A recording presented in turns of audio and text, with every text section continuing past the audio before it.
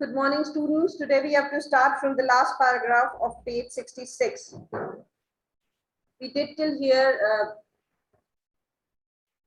the approval of the Mandarin as well as Lady Heathcote. So we know that this person, that is Sir Alexander Heathcote, the minister, he gifted a house in the hills to Yung Lee, that was the craftsman, right? And the craftsman was also happy. The minister was also happy, right? He was out of his guilt that we took away the family heirloom of the craftsman, and everyone was happy. And so they returned back home, honored, satisfied, content, and happy. Let's see what happened next. The minister completed his tour of duty in Peking, and the empress awarded him the Silver Star of China, and a grateful queen addressed the KCBO to his already long list of decoration. What is KCBO? KCBO means Knight Commander of the Victorian Order. This is an honor, right? So this honor was also bestowed upon him. He was already a very decorated officer, right? He had several awards and honors. He had achieved several awards and honors, and then the Queen of England honored him with KCBO, that is Ninth Commander of the Victorian Order. He received this honor also. After a few weeks back to the Foreign Office, clearing the China desk, Sir Alexander retired to his native Yorkshire. So now Sir Alexander retired. He was old and he retired. And where did he go? He went back to his native place, that is Yorkshire.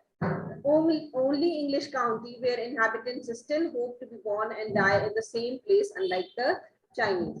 So not unlike the Chinese.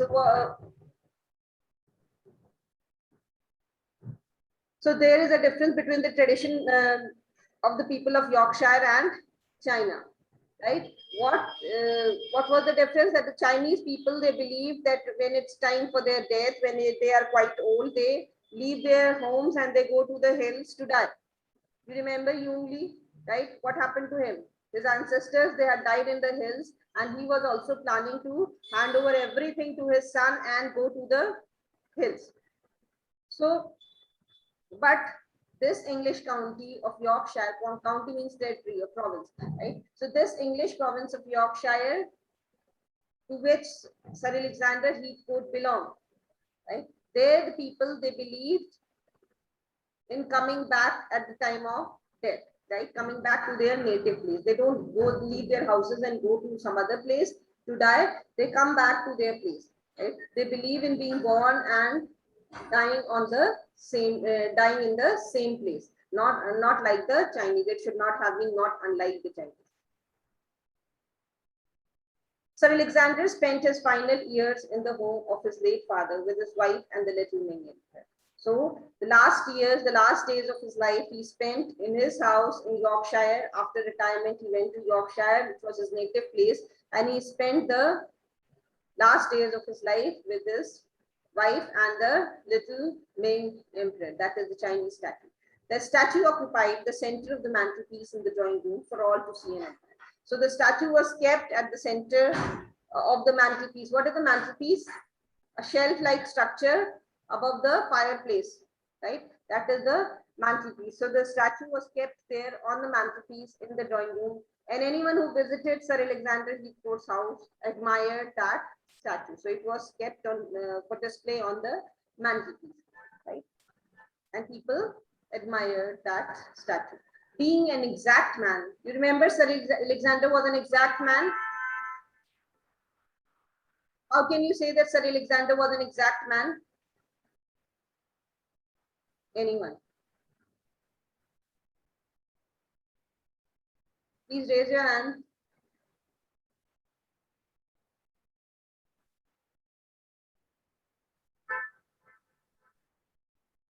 No one knows.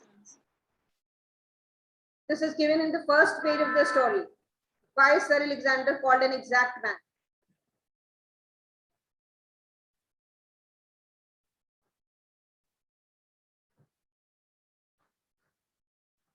Yes, Sejal.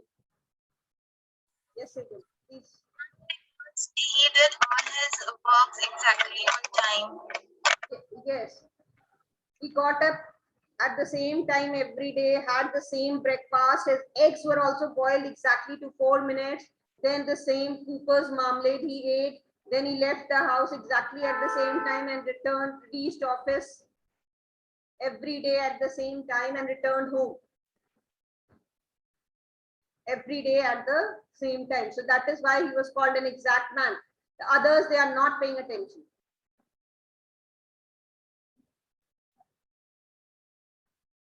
Being an exact man, Sir Alexander wrote a long and a detailed will. So because he was an exact man, he wanted everything to be accurate and precise, and so his will was also a detailed one, in which he left precise instructions for the disposal of his estate. So in his will, clear instructions were given how his property, how his wealth is to be disposed of, what is to be done to his wealth after his death, including what was to happen to the little Chinese statue after his death. And because the Chinese statue was also a part of his property, was also his property now, so he gave clear instructions in his will what is to be done to the Chinese statue also.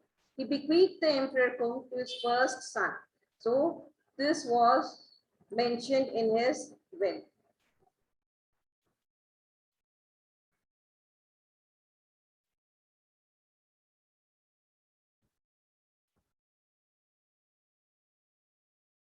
These were the clear instructions given in his will. He bequeathed the Emperor Qing to his first son, means the Emperor Kong was to be given to the first son, right? The firstborn, it will always go to the firstborn. The bequeath to his first son, requesting that he do the same. And this was also mentioned in the will. He requested his first son to do the same. Means he will again give that statue to his firstborn, then his son to his firstborn, right? So the first child, the first son was to be given the statue. Might always pass to the first son or a daughter if the direct male line faltered. But if no son is born, right, there is no first son, so then the statue will be transferred to the daughter. If the male line faltered, means if there were some changes in the male line. If son is not born, then obviously it will go to the daughter. He also made a provision that the statue was never to be disposed of unless the family's honor was at stake. So these were the other conditions which were mentioned in the will, that the statue will never be sold unless the family's honor is at stake, means unless the honor of the family, the prestige of the family is at risk, then only the statue will be sold, right? Or else the statue will always be transferred to the first son or the daughter if there is some change in the male line. His firstborn. Now what happened? Now Sir Alexander Heathcote died, right? So Sir Alexander Heathcote died at the stroke of midnight on his 70th year. So because he was an exact man, so he died exactly at the stroke of midnight at 12 midnight on his 70th year, when he was 70 years old. His firstborn, who was a son, Major James Heathcote. His firstborn, Major James Heathcote, was serving his queen in the Boer War. So he was an army man, right? So serving his queen in the Boer War, at the time he came into the possession of the Ming Emperor. So he was fighting for the Queen of England. Then he got the possession of this Ming Emperor. When Sir Alexander died and the Ming Emperor came to Major James Heathcote, he was a major. The major was a fighting man commissioned with the Duke of Wellington's regiment, and although he had little interest in culture, though he was not very much interested in culture and tradition of different countries like his father, right? You remember Sir Alexander Heathcote had a lot of interest in the Ming dynasty and the Chinese art, culture, and all these things. But his son, Major James Heathcote, he was not interested in culture.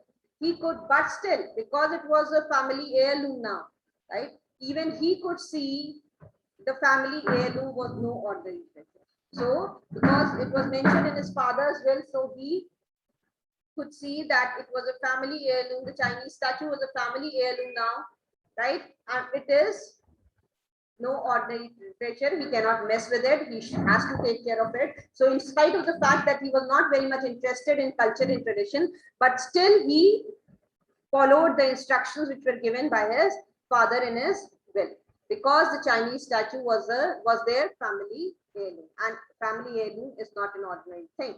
So he loaned this statue to the regimental mess at Halifax in order that the emperor could be displayed in the dining room for his brother officers to see. So he gave the statue, he loaned them. And where was the statue kept now? The statue was kept in the regimental mess at Halifax, where these soldiers, they used to dine. So mess at Halifax, it was kept. And there the soldiers were, why did he give the statue to the mess? So that the soldiers, his fellow soldiers, his brothers officers, they could come whenever they came to dine, they could see the statue, they could have a look at the statue and can admire that statue. So the statue was kept as long as he was in service. The statue was kept at the regimental mess at Halifax. When James Heathcote became colonel of the Dunes, the emperor stood proudly on the table alongside the trophies won at Waterloo, Sebastopol in the Crimea, and Madrid. So these were the wars and the which were fought by James Heathcote, and then he was promoted as the colonel of the Dunes. And then the statue, the Chinese statue, was also transferred on the table alongside the trophy. So the statue from the mess went to the table along with the trophies which were won at Waterloo and Sebastopol. Right? So in these wars, these are the names of the wars, right, which were fought. These are basically the names of the places where these wars were fought. And there the main statue remained until the colonel's retirement to his father's house in Yorkshire. And now Major James Heathcote, he was also old, so he retired from his service. And then, like the tradition of the people of the Yorkshire, he also, after retirement, went back to his native place, that is Yorkshire, like his father.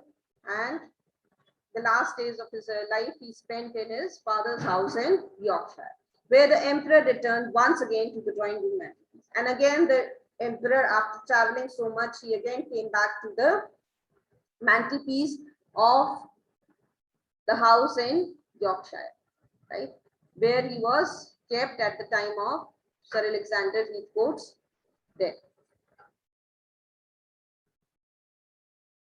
The colonel was not a man to disobey his late father, even in death, and left clear instructions that the heirloom must always be passed on to the firstborn of the Heathcotes unless the family honor is in jeopardy. So he was not the type of man who would disobey his father, and so he also left similar instructions in his will.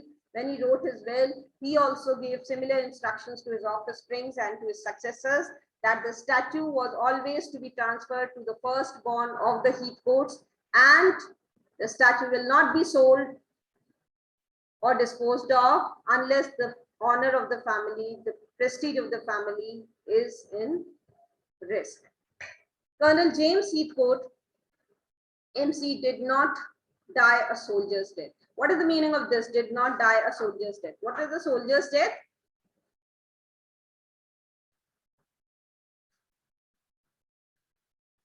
Did not, yes, Aditi. Mom, he did not die in the war. Yes, a soldier's death is, a soldier is supposed to die in war, right? So he died a national death. He didn't die while fighting some war, right? So that is why it is mentioned that that is why it is mentioned that Colonel James Heathcote, MC, did not die a soldier's death, right? He died a normal natural death like everyone else. He simply fell asleep one night by the fire, the Yorkshire Post on his lap. So one night he simply fell asleep when he was reading the Yorkshire Post, and the Yorkshire Post was kept on his lap, and he fell asleep, and then he didn't wake up. The colonel's firstborn. Now, who was his son? Reverend Alexander Heathcote. See, you have to be careful because there is a repetition of names. This is Reverend Alexander Heathcote, and his grandfather was Sir Alexander Heathcote, who got that Chinese statue from China, right? So, the colonel's firstborn. Now, James, the son of James Heathcote, Major James Heathcote, was Reverend Alexander Heathcote, was at the time presiding over a small flock in the parish of Much Haddon in Hertfordshire. So, he was, what was he? He was a reverend, right? He was not like his father or grandfather. He was a reverend, right? So presiding over a small flock in the parish. Parish is a church of a. He was kind of a priest in a church, and so at this place, that is Much Haddon in Hertfordshire. So Much Haddon, Hertfordshire. He was a priest there. After burying, so when his father, that is James Heathcote, died, he was addressing a group of people in a church in Hertfordshire, right? So he got the news of his father's death, and then he buried his father with military honors because he was an army man, he was a soldier, so he was buried with military honors. He placed the little Ming statue on the mantelpiece of the vicarage. So that is the official residence of a priest, right? So he was given residence, he was given a place to reside by the church, and so now after the death of Major James Heathcote, the statue was handed over to Reverend Alexander Heathcote, who was his son, and the statue went again from the native house in Yorkshire to the mantelpiece of the vicarage where he was living. Few members of the Mothers Union is the name of the organization, appreciated the mantelpiece. So because people used to come to him, he was a priest, right? So people would visit him. So the members of the Mothers Union appreciated the masterpiece, but one or two old ladies were heard to remark on its delicate carving. So these members of the Mothers Union, when they visited the vicarage, they praised the statue. And one or two ladies, they even remarked on its delicate and fine carving. And it was not until the Reverend became the Right Reverend, then the Reverend was promoted to the Right Reverend, and the little statue found its way into the Bishop's Palace. So the statue, he had to leave that vicarage, and then he went to the Bishop's Palace, and so the statue also went along with him to the Bishop's Palace. That the Emperor attracted the admiration he deserved. And now because he was a bishop, so there were many people visiting the place, and so the statue got the admiration of large number of people because it was now kept in the Bishop's Palace. Many of those who visited the palace and heard the story of how the bishop's grandfather had acquired the Ming statue were fascinated to learn of the disparity between the magnificent statue and its piece.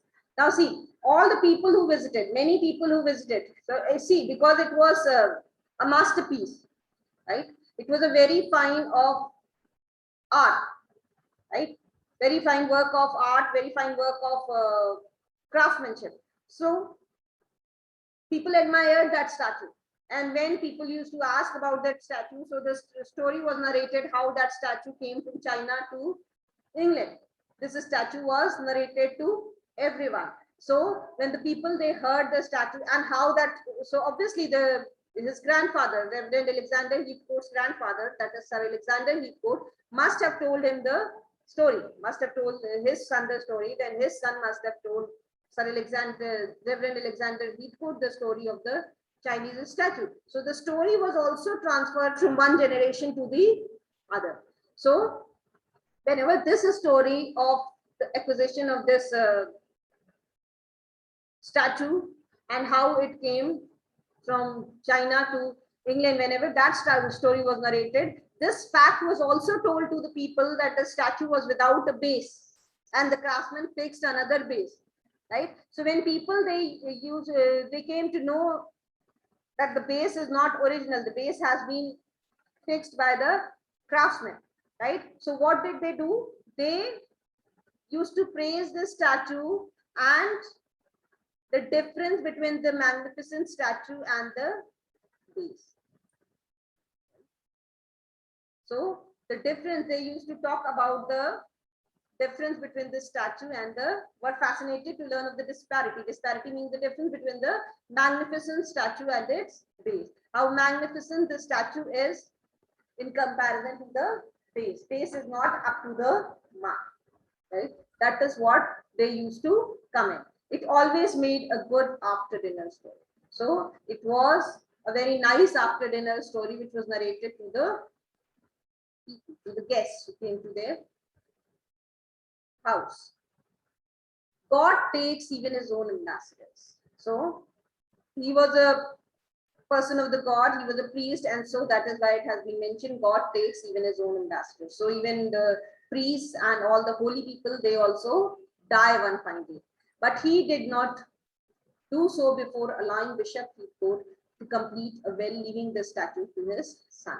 So he also made a will, and in his will, the instructions were the same like his grandfather. So the statue, he left the statue to his son with his grandfather's exact instructions. So his grandfather's exact instructions were carefully repeated. The bishop's son, now who was the son of this bishop? Captain James Heathcote, right? See, again, there is a repetition of name, right? You remember who was earlier James Heathcote? Major James Heathcote, right? So Captain James Heathcote, he also joined the army and the military services in England.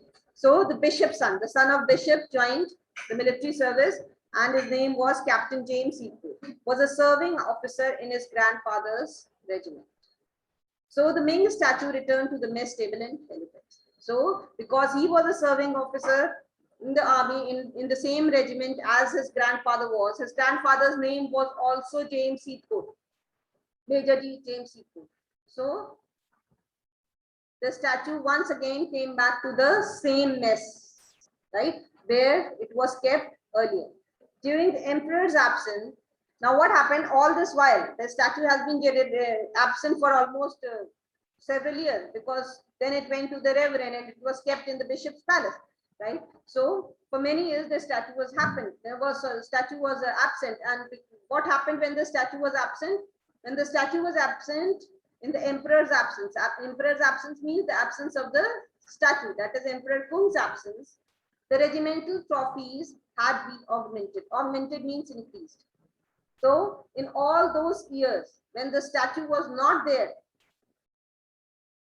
kept in the mess, what happened? The trophies, the regimental trophies, the soldiers won several trophies. They won several wars and they got several other trophies, right? So these trophies, they were also kept in that mess, augmented by those struck from Ypres, the Marne and Verdun. So these were the places where they fought different wars and won trophies. The regiment was once again at war with Germany. And when the statue came back to the mess, right, to the table which was kept in the mess, at that time also a war was being fought with Germany, and the young Captain James Heathcote was killed, right? So this Captain James Heathcote, he didn't get a chance to make his will because he didn't die a natural death. He died a soldier's death. He was killed in the battlefield on the beaches of Dunkirk and died intestate. Intestate means, he died intestate means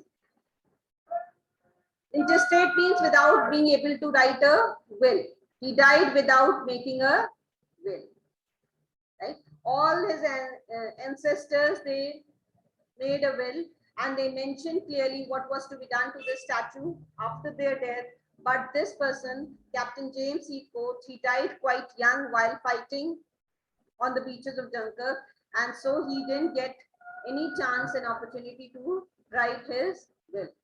Therefore, thereafter English law, the known wishes of his great grandfather and common sense prevailed. So now, according to the English law, and according to the wishes of his great grandfather, because this was something which was mentioned by Sir Alexander Heathcote from the very beginning, that the statue will always go to the first born of the Heathcotes. So when there is no will to contradict that statement, to contradict that clause, what will happen? That will be followed. So it was followed and the common sense prevailed, and according to the common sense, because this was the practice which was being followed for several generations now, the little emperor came into the possession of the captain's 2-year-old son. So when this person, Captain James Heathcote, died, his son was just 2 years old, and according to the will of his great grandfather, the statue became the property of Captain James Heathcote's 2-year-old son. Right? Any problem? Alex Heathcote was, alas, not of the metal of his doughty ancestors, and he grew up feeling no desire to serve anyone other than himself. Now, this person, Alex Heathcote, he was not of the metal, right? He didn't have the abilities. Metal means he didn't have the ability or the capabilities. See, all his ancestors, they were very qualified and very able people, right? So this child, Alex Heathcote, right, the son of Captain James Heathcote, he was not of the metal of his doughty ancestors. Doughty means brave, right? So he was not as capable as his ancestors, and he grew up feeling no desire to serve anyone other than himself. So all his ancestors, they have served the people at large, right? You start from Sir Alexander Heathcote. He was in the service of the Queen, right? Public servant. And then after that, major, he served in army. Then reverend, he was a priest, right? So all his ancestors, they were serving people. They were serving the society or their country. But this person, Alex Heathcote, was not interested in serving anyone except himself, right? He was a very self-centered person, and he didn't have any desire to do anything, to do any good to other except himself. When Captain James had been so tragically killed, Alexander's mother lavished everything on the boy that her meager income would allow. So, because he was a child without a father, so what happens to these type of children? They are over pampered, right? So because Captain James was killed tragically in the battlefield. So Alexander's mother, what did he do? Alex and Alexander are the same person, right? So Alexander's mother, what did she do? She pampered the child a lot, lavished everything. Means whatever the child asked, he was given. He was pampered. That her meager income means a small income. Now there was no father, so whatever she could manage to earn, she tried to fulfill all the wishes. She tried her level best to pamper her son as much as she could. It didn't help, and it was not entirely young Alex's fault that he grew up to be, in the words of his grandmother, a selfish, spoiled little brat. Right? So this is what happened to Alex. Right? See, the children who are pampered, they will become stubborn. They will not go on the right track. Right? So this is what happened to Alex, and it was not entirely his fault. What is the meaning of this? That it was the fault of his mother also, because her mother lavished everything on the boy. Right? So whatever the boy asked, he was given, if it was within the reach of his mother. Right? So he grew up to be, in the words of his grandmother, a lavish, spoiled little brat. So he was kind of a notorious child. When Alex left school, only a short time before he would have been expelled. So when he was about to be expelled, means he was about to be thrown out of the school because of his behavior, right? Rather because of his misbehavior, he left the school a short time before, right? before a short time before the school authorities decided to expel him, to throw him out of the school, he left. He found he could never hold down a job for more than a few weeks. So then he realized that he can never do a job for more than a few weeks. After a few weeks, he needed change. It always seemed necessary for him to spend a little more than. And finally, his mother could go. So he used to spend another bad habit which he had was that he used to spend more than his means. Forget about his means, more than his mother's means also.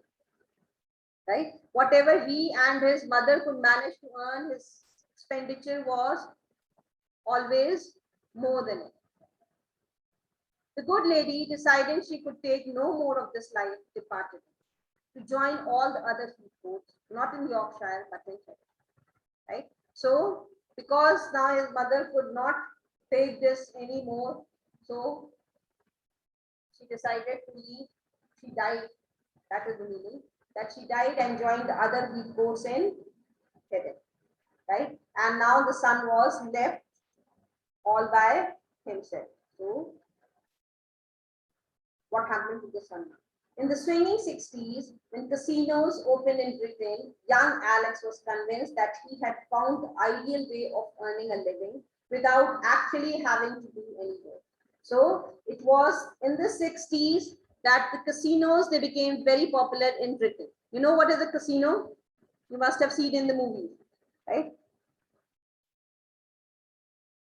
So he thought, when he came to know about these casinos, he thought that it is perhaps the best way to earn money without any need of doing any kind of hard work, right? So he became interested in this casino. He developed a system for playing roulette with which it was impossible to lose. So every time, see these gamblers, what do? They always try to devise system, right, which will not allow them to lose, right? Rather, which will give them an opportunity to win. This is what they always do. What is a roulette? Roulette is a gambling game, right? If there is a small ball and it is dropped, you must have seen it in the television, right? It is dropped and there are holes. Then the wheel, if there is a wheel kind of a structure and it moves, right? You have to guess the number. There is a wheel with holes and that ball. Whichever hole the ball goes, that person is the winner. That number is the winner. So that is a roulette. So he developed a system for playing roulette with which it was impossible to. So he thought that he has devised a system with which it will be impossible to lose. He did lose. But like everyone else, he also lost. Like every gambler, he also lost. He felt that he has devised a system, right? He has made a system which will not allow him to lose, but he was wrong and he did lose. So he refined the system. And now whenever he used to lose, what he used to do, he used to refine the system. Refine the system means he used to make some changes in the system. Right? He played once, he lost, then he made some changes, he refined the system, and then he played again. So, and promptly lost more. And then what happened? He lost more. Then he brought about some changes in his strategy, right? Playing strategy, and then he lost more. So, in this way, he kept on losing. Promptly lost more. He refined the system once again, which resulted in him having more to borrow to cover his losses. And how did he met his losses? By borrowing money, right?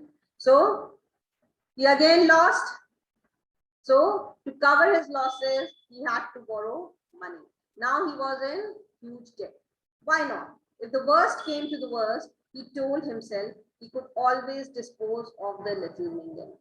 So this fact was always there in his mind, that if the worst came, right, if he lost everything, then at least he has that little Ming Emperor which he can dispose of, which he can sell, and cover up his losses or pay his debts. This fact was always there at the back of his head, and so he didn't bother much about being in debt or losing a lot of money. Any problem till here? So I think we should stop here and continue further in the next one.